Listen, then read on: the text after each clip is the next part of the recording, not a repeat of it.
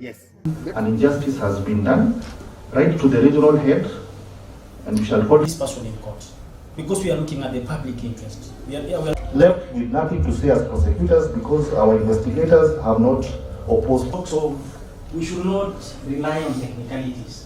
Like in the current case. So far,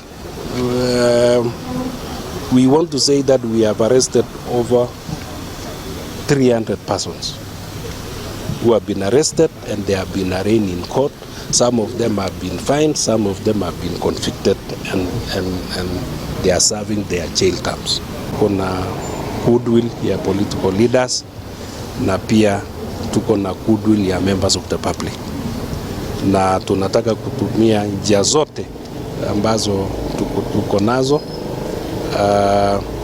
kupitia kupata taarifa kwa wananchi, kupitia kupata taarifa kwa ile communication channel tunaita mulika uhalifu. We cannot rule out the possibility that we have officers who are complicit.